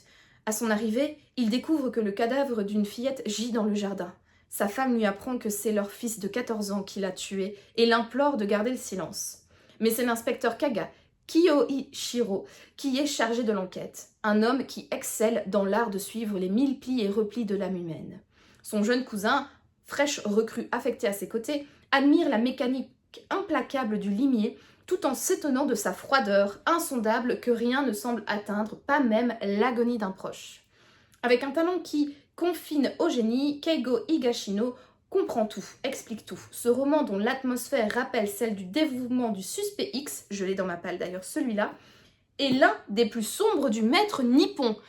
Si c'est l'un des plus sombres, c'est parfait, parce que j'adore la noirceur, j'ai adoré le personnage de Kaga, Et franchement, le début de la 4e de couverture, qu'est-ce qu'elle donne envie, quoi. Qu'est-ce que vous feriez, vous, si vous étiez parent et comme ça que votre conjoint ou conjointe ou peu importe vous appelez pour dire que votre enfant, adolescent, vient de tuer quelqu'un? Franchement, c'est... Ouais, c'est un petit dilemme où on se dit... voilà, où toutes les réponses, en fait, pourraient être compréhensibles. Même si, voilà, c'est une situation quand même assez particulière, hein. Donc, trop hâte de le lire. Alors, on va partir dans les explications généalogiques un petit peu chelou. J'espère que vous allez suivre. Mon mari, il a un cousin. La femme de ce cousin, elle a découvert, grâce à moi, donc Kaigo Higashino. D'ailleurs, Marie-France, si tu passes par là, je ne sais pas du tout si tu regardes mes vlogs. Mais en tout cas, si c'est le cas, je te fais un grand salut et je t'envoie de gros bisous par écran interposé. Voilà, bref, parenthèse fermée. Elle a donc du coup découvert grâce à moi Kaigo Higashino et elle a craqué son slip. Elle a lu presque toute la biographie, la bibliographie. Oui, ça se dit. Oui, la bibliographie de cet auteur et elle m'avait dit que Les Doigts Rouges était l'un de ses préférés. Donc, bah écoutez, j'ai hâte du coup de le lire, de le découvrir et de voir, bah voilà, quelle est cette atmosphère étrange que dans lequel l'auteur nous immerge. Et ben voilà, comme jamais 203, j'avais envie d'avoir du coup ce 3e tome dans ma palle, qui est également le 3e tome de la saga donc de Kaga Kiyoichiro, je pense que c'est ça. Oui, c'est ça. Donc qui est, attendez, le maître du polar japonais. Trop bien. Non, franchement, j'avais beaucoup aimé sa plume. Dans le nouveau, ça avait été une belle surprise, que ce soit par la construction narrative, par le flegme de son personnage principal et surtout par la plume. J'avais adoré la plume. Donc, j'ai pris également les 7 divinités du bonheur. À moins que ce soit celui-là qu'elle avait adoré, je sais plus. Je vais regarder dans mes messages, je vous corrigerai ici. Si c'est pas le cas, mais si ma mémoire est bonne, c'est les Doigts Rouges ou les 7 divinités. Enfin bref, anyways. Elle en avait adoré un, mais en tout cas, pour moi, la 4e de couverture de Les Doigts Rouges me hype de fou, donc trop hâte de découvrir. Et du coup, qu'est-ce que racontent les 7 divinités du bonheur? Un homme d'affaires d'une 50aine d'années, Aoyagi Takeaki, s'écroule au pied de la statue du dragon ailé qui orne le pont de Nihonbashi et sous le regard médusé du policier qui vient de l'aviser. Un couteau est enfoncé jusqu'à la garde dans sa poitrine. Une enquête en apparence simple pour l'inspecteur Kaga Kiyoichiro qui prend ses marques dans ce quartier entre modernité et tradition situé au cœur de Tokyo. Le suspect idéal, arrêté en possession du portefeuille du défunt, est un jeune intérimaire qui aurait voulu se venger de son patron. Mais Kaga n'est pas homme à se satisfaire des apparences. Voilà, donc là on retrouve Kaga qui avait déménagé dans le quartier de Nihonbashi dans le nouveau, donc là il est toujours dans ce quartier-là, il va enquêter et écoutez ma foi, j'avoue que le résumé me donne moins envie que l'autre, mais ça m'a l'air quand même pas mal. Voilà, donc hâte également de le lire. Ensuite, repassons au Cozy Mystery. Parce que j'ai pris avec moi le 2e tome de la saga Les Thés meurtriers d'Oxford de H.Y. Hanna, Beauté fatale, encore une fois, un jeu de mots pas piqué des hannetons. Et ça, on aime sur cette chaîne, n'est-ce pas? Donc, je vous avais parlé de Chou à la crime, qui est le 1er tome de cette saga, il n'y a pas si longtemps que ça. Encore une fois, si j'ai la place, je vous mettrai la vidéo ici dans le petit pour que vous puissiez aller la voir. Mais j'avais eu quand même un avis vachement positif sur ce 1er tome. J'avais adoré l'ambiance, j'avais adoré les personnages, j'avais trouvé que la plume était hyper addictive. Alors oui, c'était un Cozy Mystery classique, on n'était pas non plus dans une révolution littéraire fifole, mais ça avait tout pour me plaire, c'était vraiment bien, c'était un chouette Cozy Mystery qui cochait toutes les cases de ce qu'on aime dans le Cozy Mystery, et voilà, ça m'avait donné envie de continuer cette saga. Et c'est le cas, en tout cas dans ma palle, voilà, j'ai le tome 2. Donc on va retrouver dans cette nouvelle enquête Gemma. Donc Gemma qui avait ouvert dans le 1er tome son salon de thé, pâtisserie et tutti quanti à Oxford, il me semble, ou à côté d'Oxford, dans un petit village. Bref, je vais vous lire la 4e de couverture. Qu'est-ce qui a bien pu se passer par la tête de Gemma d'aller au vernissage d'une exposition d'art contemporain d'Oxford? Elle déteste toutes ces toiles prétentieuses et elle s'ennuie ferme. Jusqu'à ce que l'une des invitées, après avoir avalé une tasse de thé, se mette à convulser et tombe raide morte, empoisonnée. Shocking. Voilà qui fait tâche dans cette galerie chic à l'ambiance minimaliste et feutrée. Dardar, plutôt Dardar. L'accent, il faut pas du tout. Dardar. Gemma flaire l'assassinat. D'autant qu'il y a une ombre au tableau, le propriétaire de la galerie ne pouvait pas voir la victime en peinture. Encore une fois, un jeu de mots. J'adore. Aidée d'un charmant inspecteur et de 4 vieilles commères, Gemma plonge dans un mystère plus complexe qu'un plum pudding. Et surtout plus dangereux, car elle pourrait bien être la prochaine sur la liste du tueur. Voilà, encore une fois, on remarque le super humour dans la 4e de couverture. Ça donne envie. On va être en plus plongé dans le monde de l'art. Donc, en tant qu'historienne de l'art, écoutez, c'est pas du tout ma période, l'art contemporain, mais pourquoi pas. Ça peut être vraiment sympathique, le monde des galeries, etc. C'est vrai que c'est un univers quand même assez particulier, très intéressant, chelou parfois aussi, hein. Mais voilà. En tout cas, hâte de retourner à Oxford pour passer un bon moment avec ce Cozy Mystery so British, n'est-ce pas? Livre suivant. Maintenant, on change totalement d'ambiance parce que j'ai pris L'art d'être heureux à travers 50 règles de vie d'Arthur Schopenhauer. Alors, plusieurs choses déjà à dire sur ce livre. Vous voyez à quel point il est minuscule? Ah, il est tout petit. Et en fait, au Furet du Nord, il fait du coup... attendez, ça c'est les notes. Il fait... Oui, on va dire ça. 119 pages. Donc c'est vraiment tout petit, ça peut être un folio à 2-3 euros. Hein. Et en fait, au Furet du Nord, ils n'ont pas d'étiquette derrière. Ils mettent pas les étiquettes de prix. Donc en fait, t'achètes un livre et si c'est pas noté dessus... C'est pas noté dessus, hein, n'est-ce pas? Non, c'est pas noté dessus. Bah, tu sais pas, en fait, combien le livre coûte. Et c'est vraiment la surprise quand tu as ton ticket de caisse ensuite dans les mains. Et je peux vous avouer qu'au début, Sophie, donc ma copine de Book Club, que vous connaissez, hein, que vous avez vu de toute manière dans les rushs précédents, donc les épilogues de Sceaux, avait lu ce livre, l'avait beaucoup aimé, me l'a fortement recommandé. Et elle se souvenait plus trop du prix, mais bon, vu la taille, on se disait, bah ouais, ça doit être comme le prix d'un folio, quoi. J'arrive à la caisse. 9 euros. Enfin, un 8 et des rouettes, tu vois. 8,89, quelque chose comme ça. 9 euros pour ça. Et en plus, il est mort, Schopenhauer, donc je sais pas quand est-ce qu'il date. Attendez. Portrait d'Arthur Schopenhauer, 1788-1860. Donc il n'y a même plus de copyright, il n'y a même plus rien sur les œuvres de cet auteur. C'est dans le domaine public. Et c'est si cher que ça. Bon, 50 règles pour être heureux. Alors disons qu'on peut payer pour être heureux, hein, n'est-ce pas? Parce que voilà, être heureux, ce n'est pas... voilà. Mais quand même... là je suis pas heureuse quoi, donc j'espère que ce livre vaut le coup et qu'il va m'apprendre à faire passer la pilule d'avoir payé 9 euros pour 119 pages de philosophie que je ne suis même pas sûre de kiffer. Mais bon, voilà. Sophie m'a fortement conseillé ce bouquin, enfin elle a vraiment beaucoup aimé, et c'est vrai que pourquoi pas hein, dans ce monde où nous sommes maintenant des éternels insatisfaits et qu'on ne profite plus de l'instant présent ou des choses qu'on a ou blablabla, ce qui est pas faux hein, clairement. Ben voilà, l'art d'être heureux, donc pourquoi pas se remettre un petit peu l'esprit au clair, les neurones un petit peu bien redressés, peut-être réfléchir, peut-être que ça va m'amener à réfléchir un petit peu sur ma vie et à vivre les choses mieux, voilà, et à être in fine plus heureuse que je ne le suis, voilà, parce que voilà. En tout cas, j'espère que ça parle de chat, parce que ça, pour moi, c'est une règle de vie pour être heureux, c'est d'avoir un petit chat tout doux à la maison. Bon, parenthèse fermée, mais au moins j'aurais fait mon petit clin d'œil à un chat dans ce vlog, ce qui n'est pas plus mal. Sinon, est-ce que je vous lis la 4e de couverture? Bon, allez, tant qu'on y est, hein. L'art d'être heureux. Ce volume est un petit traité de sagesse pratique pour atteindre la félicité. Comment se fait-il que le maître du pessimisme moderne, Arthur Schopenhauer, ait entrepris une telle aventure? C'est que la philosophie théorique est une chose, la sagesse vécue une autre. On ne doit pas abandonner tout espoir et se priver de maximes et de conseils pour contrer les difficultés dont l'existence n'est pas avare. La conviction pessimiste que la vie de l'homme oscille entre douleur et ennui invite à la lucidité pour vivre mieux. Il importe de trouver les règles de vie pour écarter les maux de l'existence, supporter les coups du sort, atteindre sinon le bonheur parfait, du moins un bonheur relatif, celui qui consiste en l'absence de souffrance. Ouah, c'est bien écrit quand même. Ah, c'est pas mal.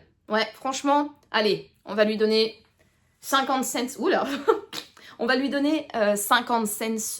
Je valide d'avoir mis, on va dire déjà 3,50 € dans ce bouquin-là. On verra après si ce qui est noté à l'intérieur vaut les 5 € et des rouettes supplémentaires que j'ai dépensés pour ce petit bouquin. Voilà. Suivant, allez, enchaînons. Alors là, pareil, c'est un livre que je ne pensais pas du tout prendre. Qui n'était pas du tout sur ma wishlist, qui n'était pas du tout prévu pour l'instant. Mais en fait, avec Sophie, à chaque fois qu'on entre dans une librairie, on a l'art de se faire pote, ou en tout cas d'avoir des discussions hyper passionnées et passionnantes avec une libraire de cette librairie. Et ben, notre petit passage au Furet du Nord de Lille n'a pas fait exception à la règle. Et par une bête réflexion que j'ai fait à propos de Surface de Olivier Norek, on s'est mise à parler avec la libraire du coin policier, polar, thriller, etc. de littérature noire et c'était vraiment très très chouette. On a parlé forcément de littérature, hein, notamment de policier, thriller, polar, qu'est-ce qui étaient un petit peu les romans qui ont révolutionné le genre. Et on a parlé bien évidemment du roman qui révolutionne depuis plusieurs mois, que vous avez déjà beaucoup entendu parler, que vous avez déjà beaucoup vu passer sur les réseaux sociaux. Forcément, on en est venu à parler de La femme de ménage de Freida McFadden.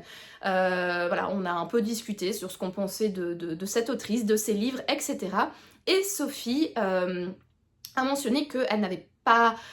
Voilà, La femme de ménage, elle n'avait pas compris la hype, elle n'avait pas trop aimé, mais en revanche, elle avait trouvé que La Psy était meilleure que La femme de ménage, et là-dessus, une dame qui était en train de lire dans le petit corner avec les fauteuils dans lesquels on peut s'installer pour bouquiner un petit peu, a réagi à la réflexion de Sophie et elle a dit qu'elle était totalement d'accord avec elle, comme quoi La Psy serait meilleure que La femme de ménage et que donc elle ne comprenait pas pourquoi celui-là n'avait pas plus de visibilité que le fameux roman bleu que vous avez déjà de nombreuses fois croisé partout.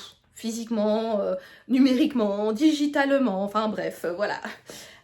Et donc, j'avoue que cette petite réflexion, ça m'a un petit peu titillée. Je me suis dit, ah ouais, parce que Sophie, elle a quand même des avis tranchés, hein, on va pas se mentir.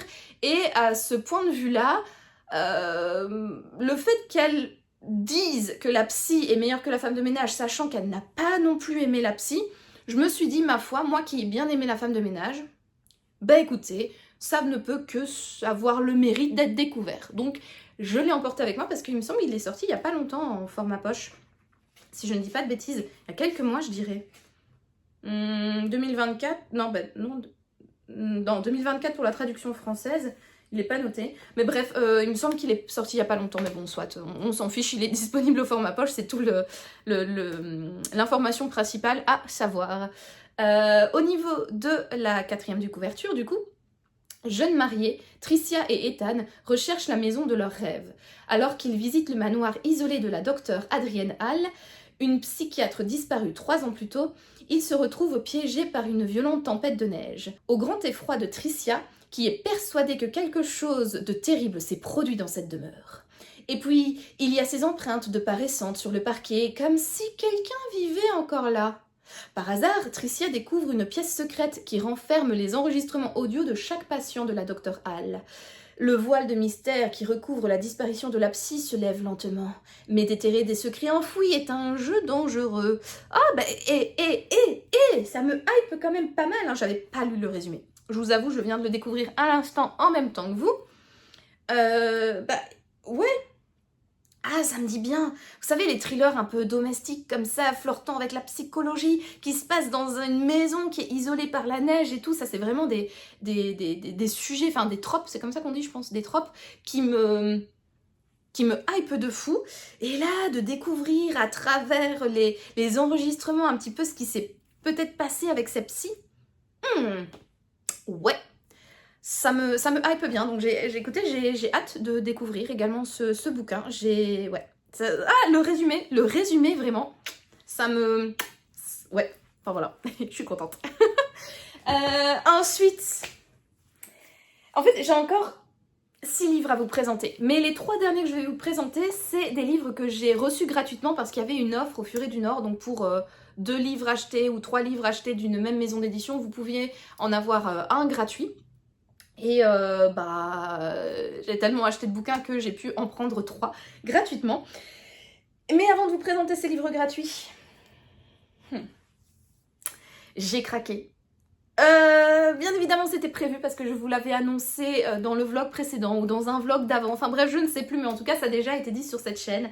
Je vous avais dit que j'avais envie de, voilà, de me procurer les livres de cet auteur pour terminer la saga que j'avais entamée, et également parce que c'est un auteur pour lequel j'ai envie de lire toute sa bibliographie, et j'ai trouvé sur les 4 livres qui me manquent pour lire tout ce que cet auteur a écrit, j'en ai trouvé 3, parce que le 4e en fait il est également dans les sélections des livres gratuits que donnent les maisons d'édition, et donc je suppose que comme c'est un livre qui est offert à l'achat de 2 tomes, enfin bref, chez le livre de poche, bah, il ne peut plus être vendu, ou je ne sais pas, mais en tout cas, voilà, je ne l'ai pas trouvé en rayon, et il n'était pas dans la sélection des livres gratuits proposés par le Furet du Nord, pour mon plus grand déplaisir, mais bon écoutez, c'est pas grave, j'essaierai de le trouver autrement.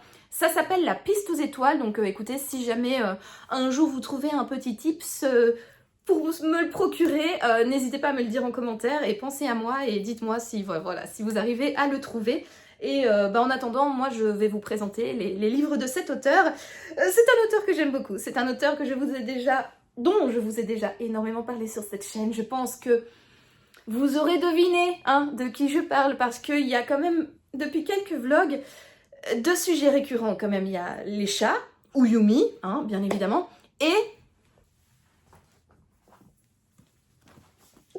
Nicolas Lebel. Voilà, j'ai acheté 3 romans de Nicolas Lebel. Les 2 romans qui composent la suite de la saga Yvonne Chen. Donc j'avais lu Le Gibier qui est le 1er tome. Ici nous avons le 2e et le 3e tome, donc La Capture et Lalali. Je ne sais pas qui est le 2e et qui est le 3e. Je regarde vite fait. Ça doit être Lalali du coup. Ah, attendez. Je trouve pas d'informations dans ces livres-là. Attendez, parce que j'ai lu La Ruche, qui est le 4e tome, que j'ai lu que j'ai reçu en service presse. C'était mon premier service presse, c'était trop bien. En plus, ça se passe un petit peu au Luxembourg, donc du coup, c'était cool de recevoir ce livre. Donc l'auteur a demandé à la maison d'édition de m'envoyer le livre qui a été dédicacé et qui en plus se passe en partie au Luxembourg. Donc écoutez, c'est cool. Alors, Le Gibier, La Capture et Lalali, pour l'ordre. Voilà. Ainsi, ça m'évite de rechercher sur internet et de faire un insert, parce que voilà, au niveau du montage, ça me fera gagner du temps. Donc, La Capture et Lalali. Donc, 2e et 3e tome. 2e, 3e, 2e, 3e. Vous l'aurez compris. Alors, je pense que je vais pas vous lire les 4e de couverture de ces livres-là.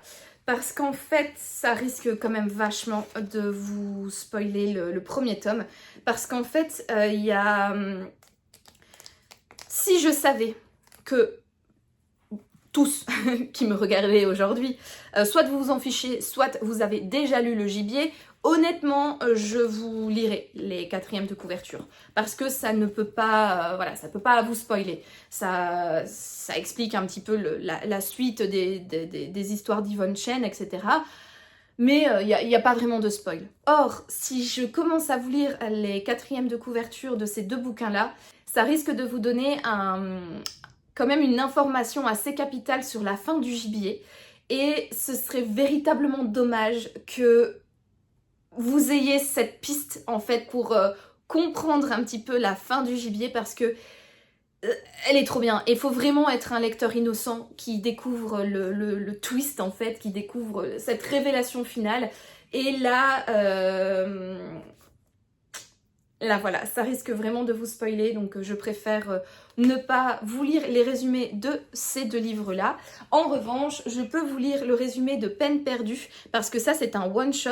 C'est un roman également qui est sorti il n'y a pas longtemps, il fait pas partie d'une série, donc voilà. Ça je vais par contre vous lire le résumé, qui nous dit « Théo Pereira purge sa peine pour homicide involontaire à la prison Peter Bruegel.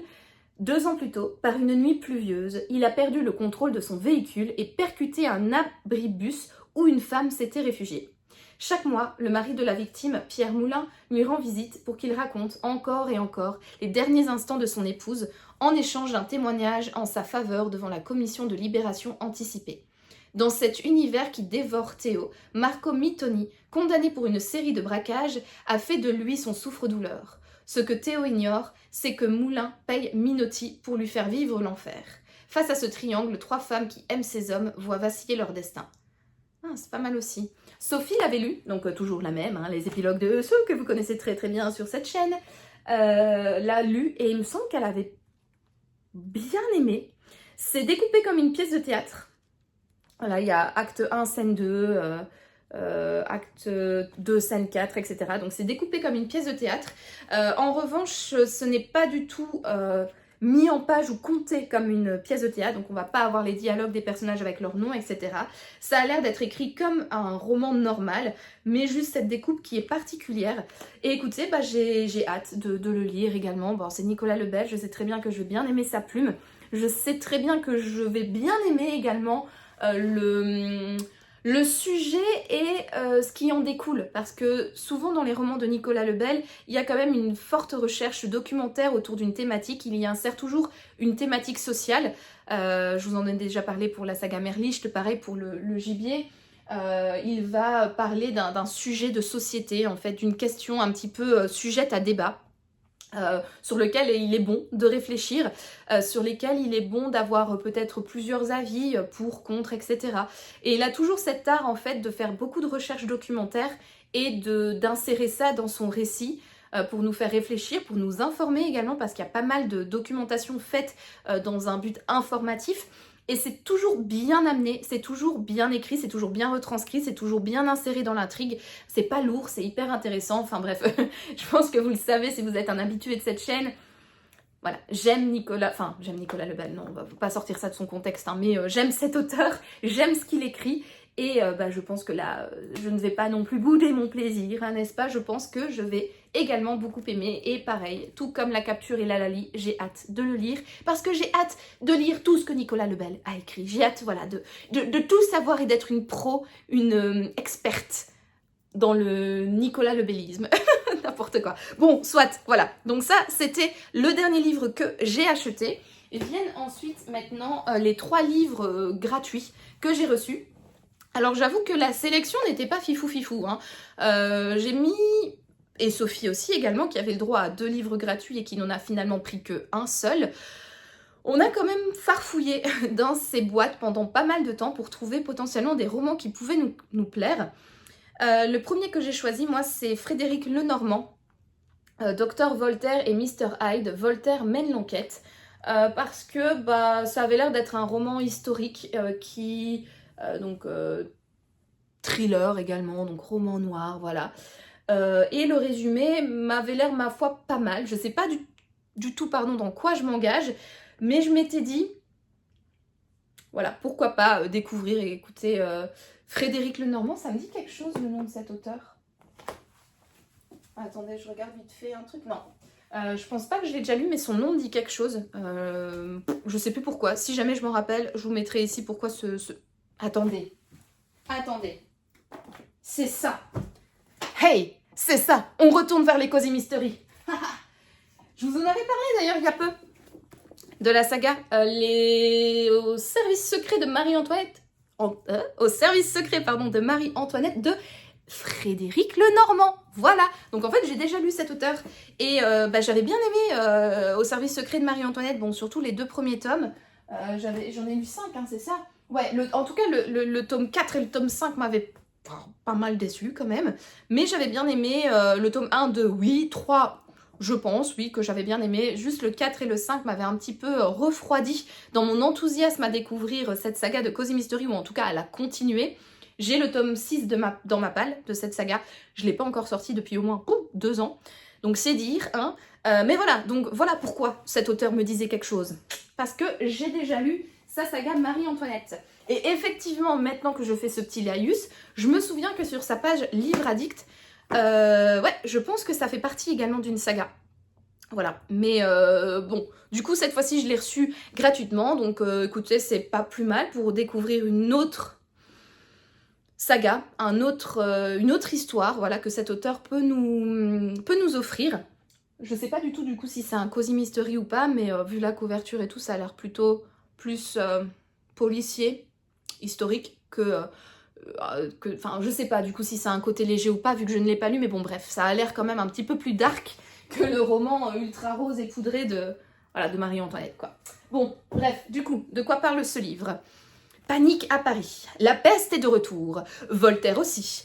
Une maladie mystérieuse affole la capitale et voilà notre philosophe poursuivi par les policiers, par les médecins, par un étrange anglais nommé Hyde et par son frère Armand, religieux intransigeant avec qui on le confond sans cesse. Tandis que Voltaire s'efforce de répandre ses lumières sur les populations effrayées, la police continue de penser qu'il est le responsable du chaos ambiant. Nous voici à nouveau embarqués dans une réjouissante aventure du philosophe le plus pétulant, j'aime bien ce mot, je ne le connaissais pas, pétulant, de l'histoire de France. Plein d'esprit et de férocité envers ses contemporains, enquêteurs égocentriques, jamais à court d'idées, mais toujours là pour faire éclater la vérité. Bon, apparemment, nous voici à nouveau embarqués, donc ça doit sans doute être un tome d'une saga. C'est pas le premier tome, du coup. Je vous mettrai l'information juste ici. Voilà, ainsi vous serez aussi informés que moi.